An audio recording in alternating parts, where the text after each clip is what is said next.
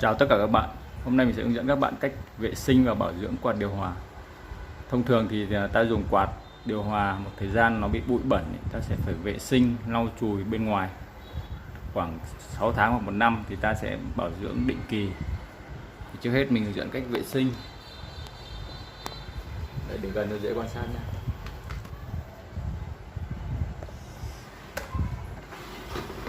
Dùng máy khoan tháo cho nó nhanh. Trước hết ta tháo tấm lọc gió phía sau lưng nó ra, tấm lưới nọc, tháo rời hẳn cái này ra nhé, để đem rửa luôn nhé. Cầm hai bên này, cẩn thận nó gãy, nhẹ nhàng thôi. Đấy, tách rời hẳn ra. Sau đi rửa cái này, cái tấm này rửa bằng nước sạch nha, lấy vòi xịt nước xịt vào, không được rửa bằng xà phòng. Thì xà phòng nó là hóa chất, rửa bằng nước sạch thôi. Còn cái tấm lưới này thì ta dùng bàn chải hoặc nước sạch, dùng nước sạch xịt mà nó không sạch dùng bàn chải chải qua đây cho nó sạch. Đây mình làm định kỳ nên nó vẫn còn sạch, nhưng mà hôm nay mình sẽ hướng dẫn các bạn làm cụ thể. Sau đó ta tháo hết các ốc, dùng tua vít máy khoan này tháo cho nhanh nhé.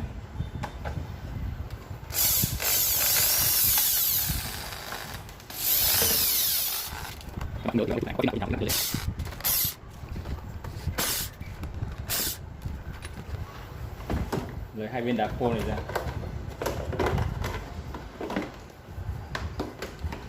Hai viên này thì thường cho vào ngăn đá tủ lạnh nên là rửa thường xuyên, nên là mình không tính đến, không cần vệ sinh cái này vì hàng ngày mình rửa nó mà.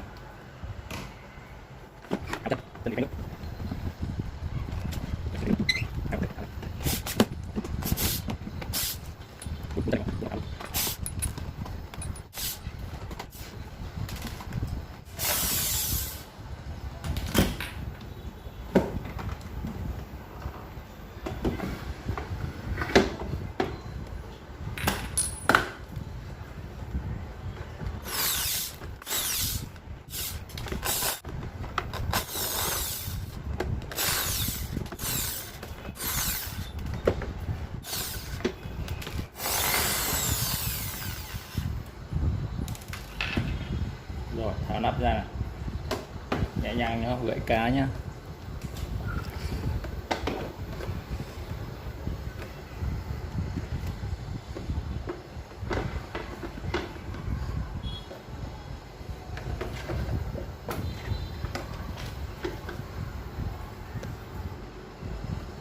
Tháo ra không lấy khay nước này ra luôn nhá.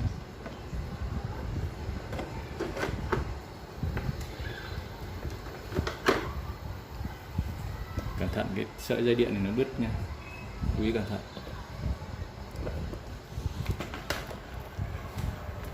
Lấy khay nước này ra nha.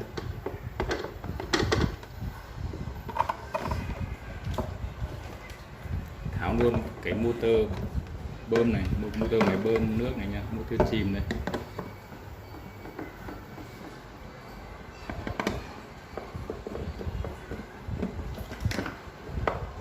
Đây, tháo ra, bóc khay ra ngoài.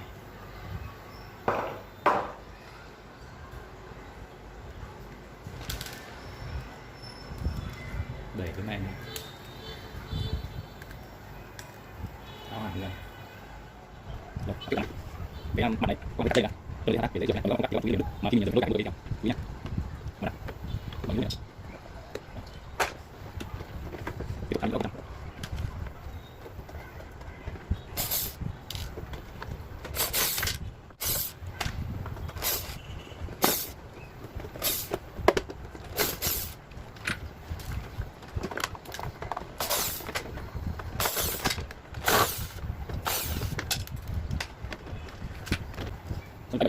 Cái là cái này.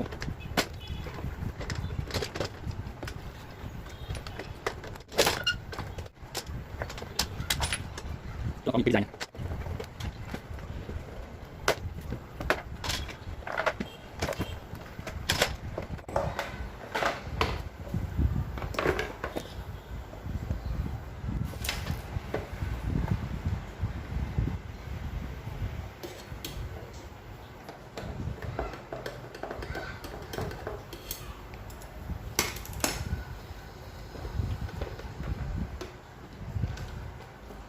toàn bộ những cái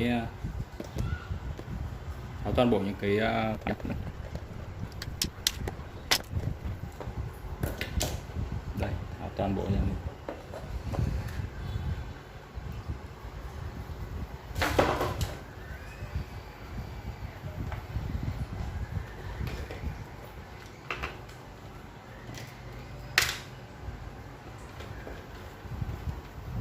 Tiếp theo là tháo đến cái cánh quạt và motor.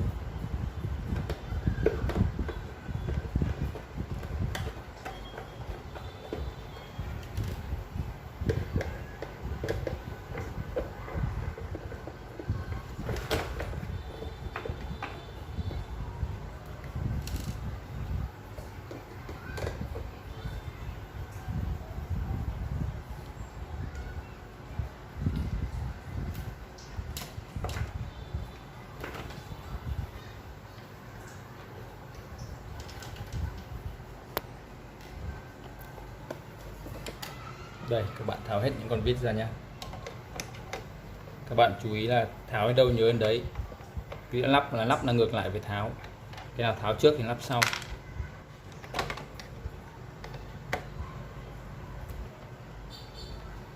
Các bạn không nhớ thì các bạn có thể quay phim hoặc chụp ảnh lại để tí nữa lắp vào cho nó dễ.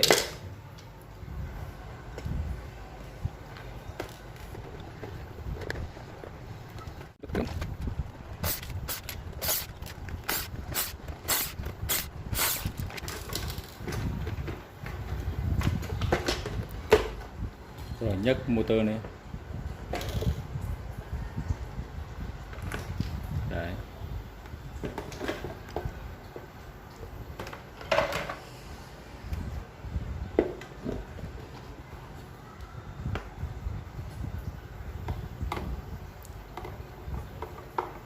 Tháo hết cánh quạt motor ra luôn để đi rửa bảo dưỡng.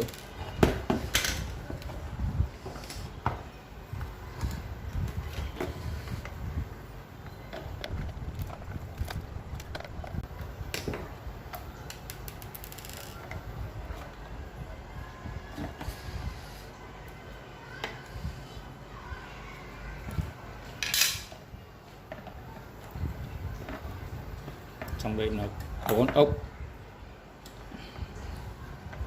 cùng tu vít dài, lấy bạn cho nó dễ nhá.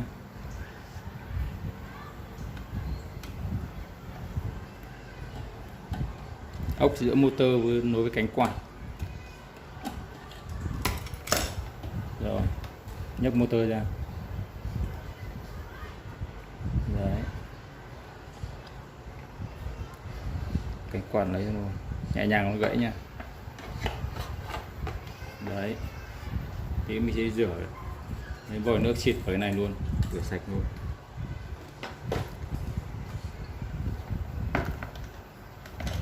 Những cái này tháo ra vệ sinh luôn.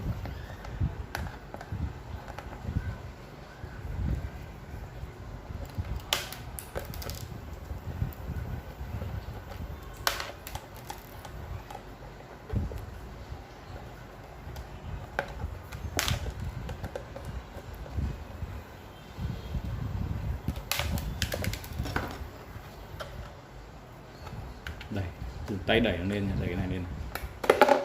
Đấy.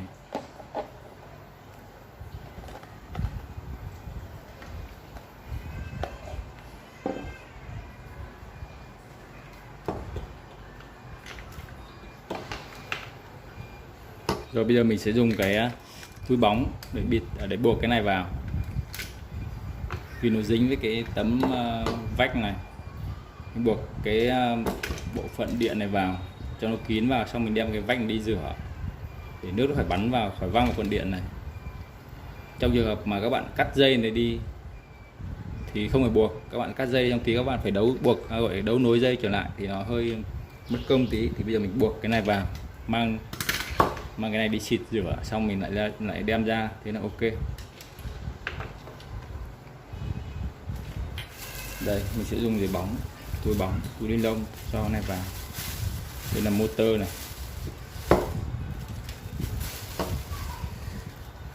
là công tắc này, motor đảo gió, đảo hướng này, tụ này, tất cả cho vào đây.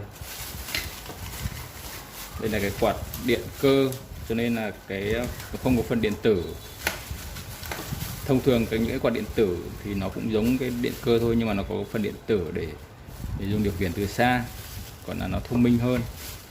Nhưng mà ở trên cái mạch điện tử nó sẽ có những cái rắc, mình sẽ rút cái rắc ở mạch ra để bỏ hẳn mạch ra ngoài để dễ vệ sinh.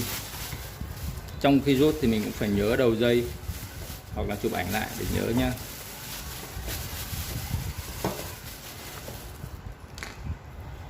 Cái này không cần rửa, chỉ cần cọ qua đi lấy bàn chải, cọ qua đi thì cha mỡ vào đây nữa là ok.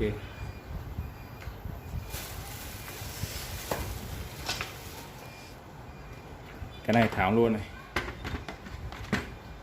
các bạn có thể là chỉ cọ hoặc lấy bàn chải trải qua đi cũng được, nhưng mà như mình tháo hết luôn để cho các bạn dễ theo dõi.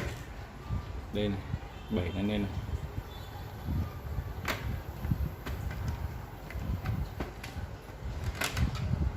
Đấy, đem đi rửa luôn. Mấy cái mặt này tháo ra rửa luôn này.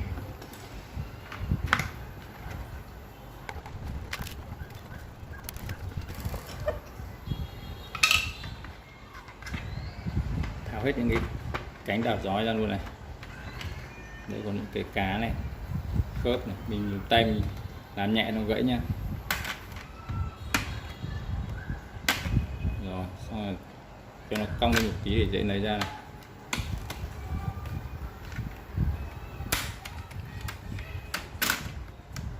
Đấy.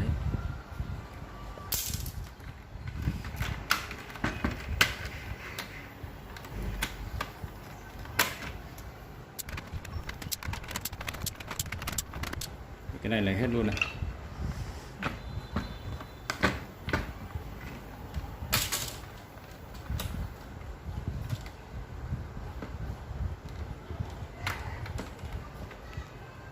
Nhẹ nhàng thôi nha, còn gãy cho nó cong này dễ lấy đấy.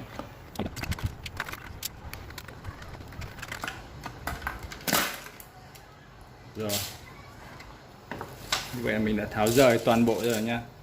Giờ chúng ta đem đi rửa vệ sinh, cọ rửa cho sạch sẽ xong rồi. Giờ mình tiến hành rửa nha. Đầu tiên mình sẽ rửa cái miếng mà có gắn cái sợi dây này trước. Bỏ cái motor lên đây.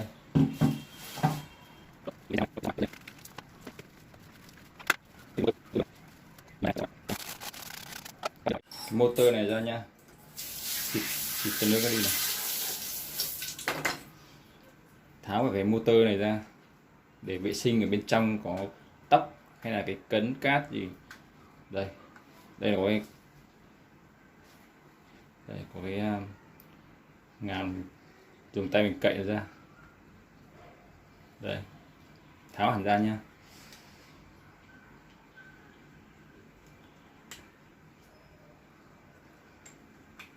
Đây, tháo hẳn ra, lấy hẳn cái rotor này ra nha. Đây, xong mình vệ sinh ở trong, dùng bàn chải với chổi cọ vệ sinh.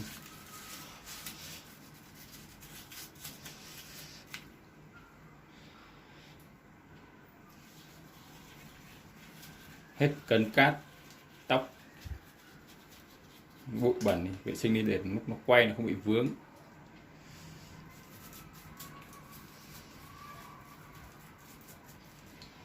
Đấy.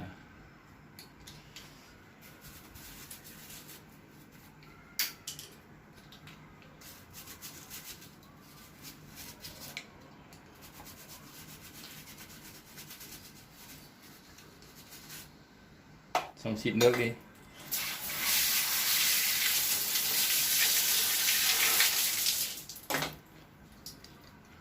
Lắp vào.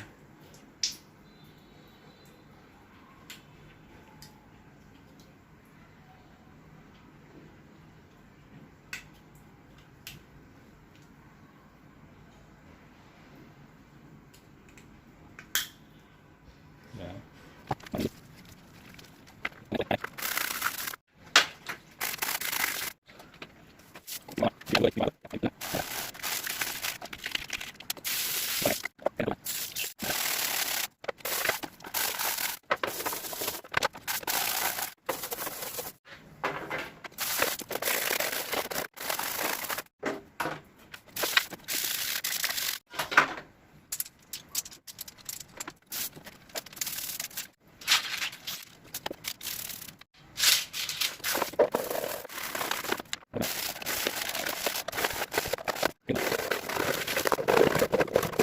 Đúng mà nói đúng chặt.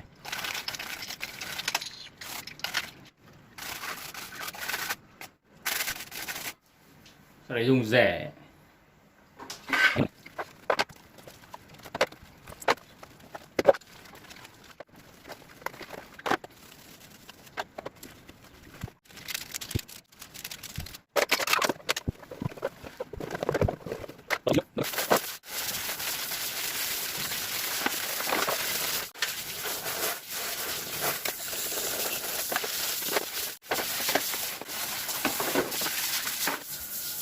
Riêng cái tấm lọc này thì cái này hết bụi đi.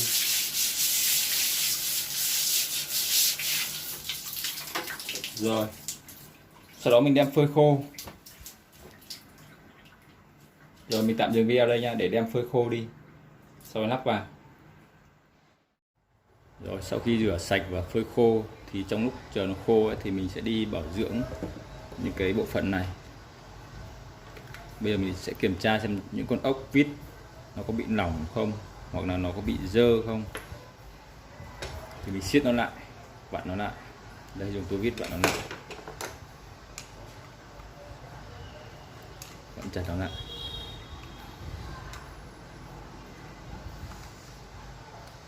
Kiểm tra trục này xem nó có còn trơn tru không. Nếu nó bị bó thì mình phải tháo hẳn cái này ra, tháo hẳn hai cái miếng ốp này ra để kiểm tra cái bạc đạn, bạc và trục. Có cái thì nó dùng đạn, tức là ổ bi đấy, có cái thì dùng trục và bạc đấy, thì mình kiểm tra xem nó hỏng hay nó bó hay là nó mòn có thì mình phải thay. Còn đây nó vẫn còn trơn tru, mình chỉ phải tra dầu nhớt vào thôi nhé. Đây mình có dùng dầu nhớt chuyên dụng của nó đấy, hoặc là dùng dầu máy may cũng được nha. Tra vào đây.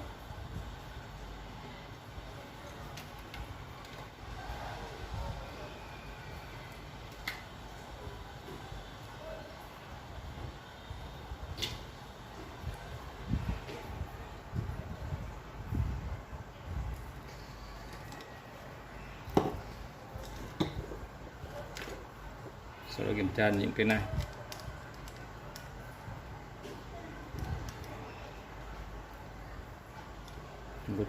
Trong quá trình sử dụng thì nó bị lỏng thì mình siết nó lại.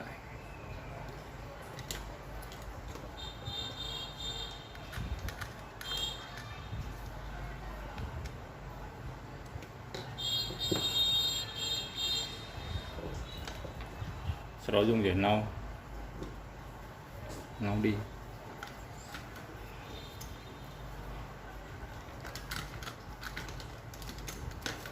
Quá trình này gọi là bảo dưỡng đấy. Nếu nó hỏng cái gì thì thay cái đấy, không thì kiểm tra siết cho nó ốc vít nó cứng lại, nó chặt lại. Bàn trải hết bụi đi.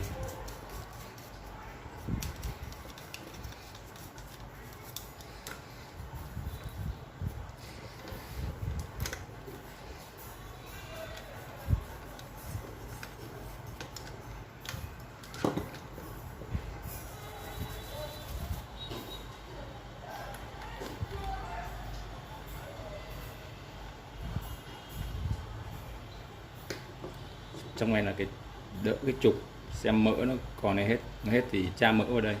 Mình nhìn trong này vẫn còn mỡ, vẫn còn trơn, không cần tra nữa.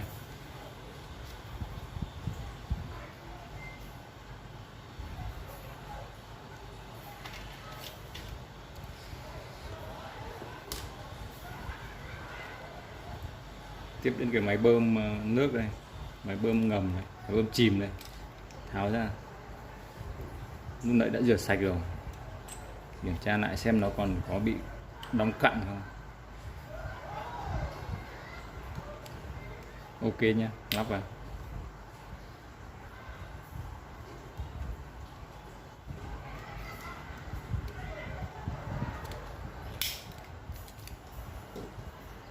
Rồi sau đó mình sẽ đi lắp từng bộ phận vào một nhá. Đầu tiên là sẽ lắp miếng này vào, lắp những cái lá đảo gió này để mình lúc mình tháo rồi mình lắp vào.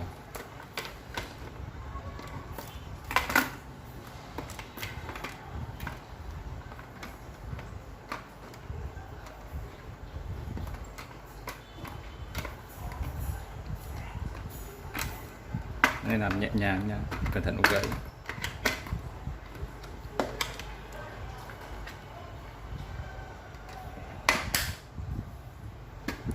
Hơi uốn cong lên một tí nó dễ vào.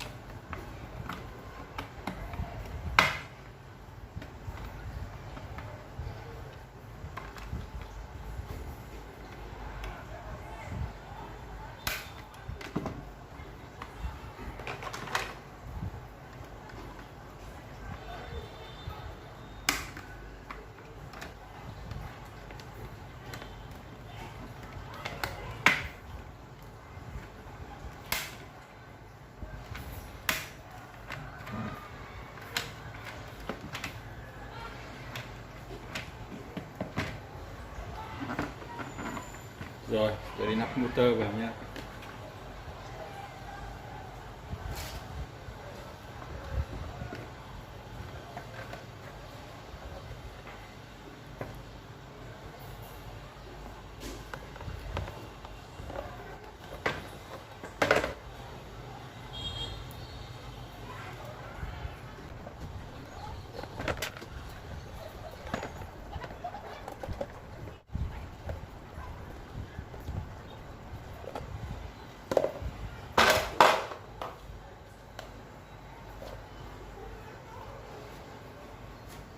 Rồi, nắp con lô này vào nhé.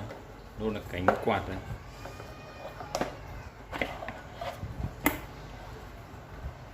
Motor nắp ở đây.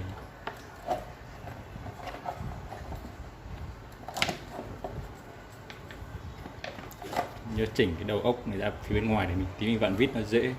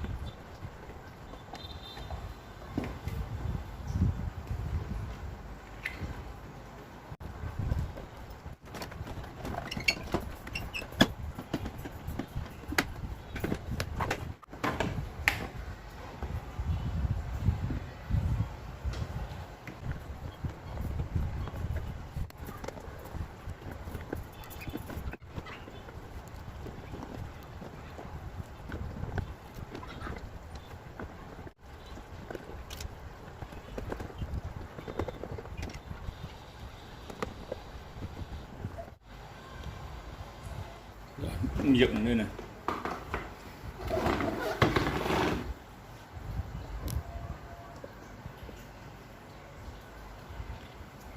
Đây còn miếng lọc này nữa.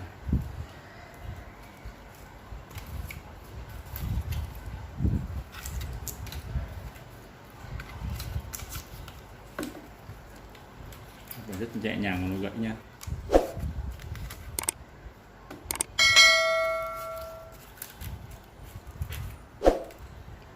Rồi.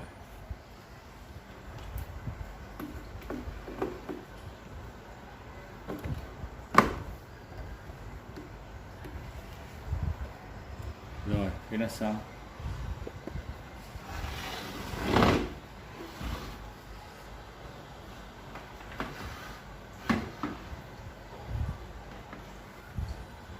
Cái nút này nữa nha, nút nhấn này nha.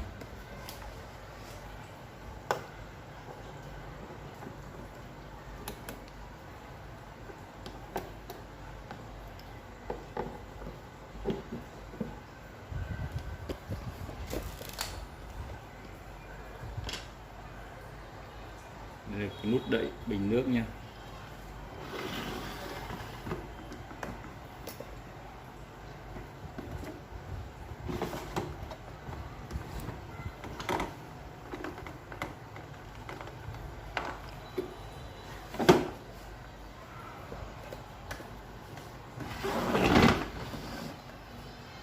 Rồi bây giờ mình cắm điện thử nha.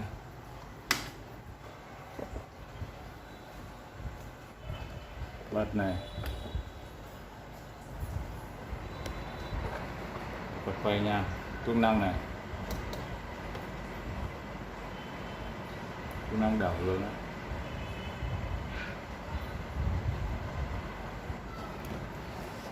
Còn hai cục đá khô, đá này để trong tủ lạnh.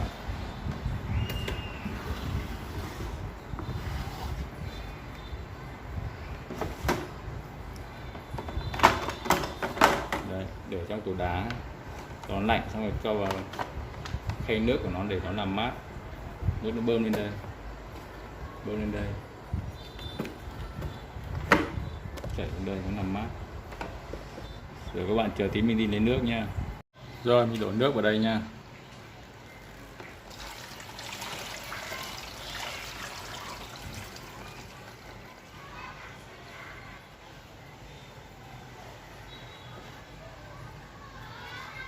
Bật này. Rồi bơm nước rồi đấy. Mở ra xem này.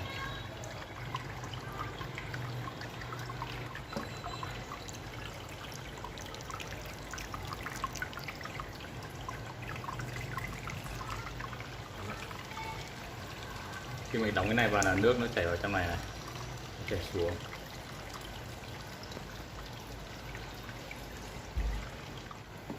Đóng vào này.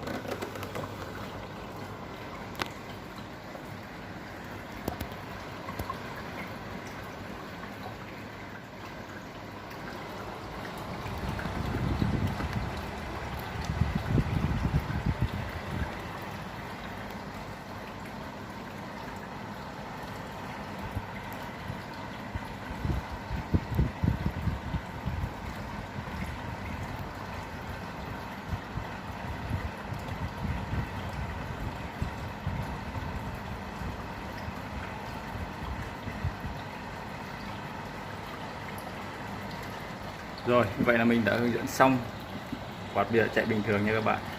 Cảm ơn các bạn đã chú ý.